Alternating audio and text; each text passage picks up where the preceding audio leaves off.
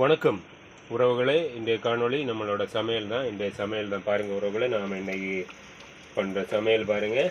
சாம்பார் வெந்துட்டுருக்கு.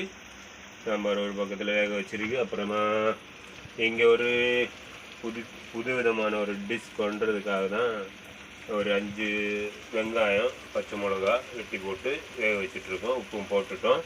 அப்புறமா நாம் ரெடி பண்ணி வச்சுருக்கிறது என்னென்னா முட்டை, 10 முட்டை. அப்புறமா கொஞ்சமாக ஒரு அரை பாதி அளவு நாம் காலிஃப்ளவர் எடுத்துருக்கோம். ஒரு சிவப்பு கேப்சிகம், ஒரு பச்சை கேப்சிகம், ஒரு தக்காளி எடுத்துருக்கோம். இதை வச்சு தான் நாம் இன்றைக்கி ஒரு புதிய வகையான ஒரு டிஷ் பண்ண போகிறோம், பண்ணிகிட்ருக்கோம். ஓகே உறவுகளை, தொடர்ந்து பதிவு பண்ணலாம். வெங்காயம் ஒரு விதம் வெந்துருச்சு. நாம் இப்போது சேர்த்துக்க வேண்டியது காலிஃப்ளவர் சேர்த்துக்கலாம். காலிஃப்ளவர் கொஞ்சமாக வேகட்டும்.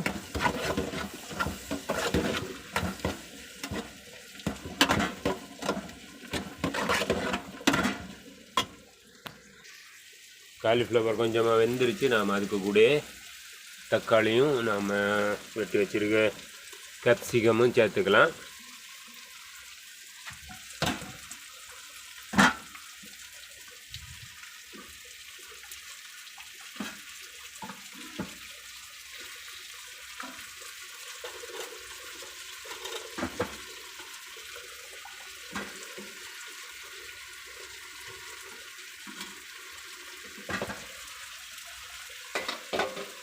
சேர்த்துட்டோம். அது கொஞ்சம் வேகட்டும், கிளறி விடும்.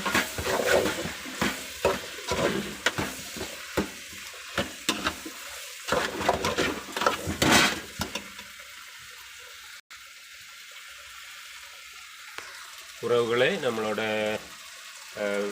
கேப்சிகம், காலிஃப்ளவர் எல்லாம் வெந்துருச்சு ஒரு விதம். நாம் இப்போ முட்டை சேர்த்துக்கலாம். நாம் உடச்சி வச்சுருக்க முட்டையை இப்போது அதிலே சேர்த்துடுறோம். முட்டை சேர்த்துட்டோம். கொஞ்சமாக வேகட்டும் உறவுகளே. நாம் இப்போ கொஞ்சம் மசாலா சேர்த்துருக்கோம். ஒரு டீஸ்பூன் நல்ல மிளகு சேர்த்துருக்கோம். அப்புறமா 1/4 டீஸ்பூன் ஜீரகம், 1/4 டீஸ்பூன் மஞ்சள் பொடி சேர்த்துருக்கோம். கொஞ்சமாக வேகட்டும் உறவுகளே. நம்மளோட இந்த சமையல் ரெடி ஆகிடுச்சு. முட்டையும் நாம் ரெடி பண்ண புதிய வகையான டிஷ்ஷும் ரெடி ஆகிடுச்சு. ஃபுல்லாக அருமையாக வந்துருச்சு. நாம் அப்புறமா சாம்பாரும் ஓகே தான். சாம்பாரும் அருமையாக வெந்துருச்சு. இந்த சமையல் இன்னைக்கு ரெடி ஆகிடுச்சு உறவுகளை. வாங்க உறவுகளை, பக்கத்தில் இருக்க உறவுகள் எல்லாம் வாங்க, சந்தோஷமாக சாப்பிட்டுட்டு போகலாம். வாங்க உறவுகளே, பாருங்கள். நாம் செஞ்ச டிஷ்ஷை கொஞ்சமாக ருசி பார்க்குறதுக்காக கொஞ்சமாக எடுத்து வச்சுருக்கோம். ஆறிடுச்சு. எடுத்து ருசி பார்த்துடலாம். அருமை, சூப்பராக இருக்குது. இது மாதிரி உறவுகளை நீங்களும் பண்ணுங்கள். செஞ்சு சாப்பிடுங்க. சாப்பிட்டுட்டு கமெண்ட் பண்ணுங்கள். ஓகே உறவுகளே, பாய்.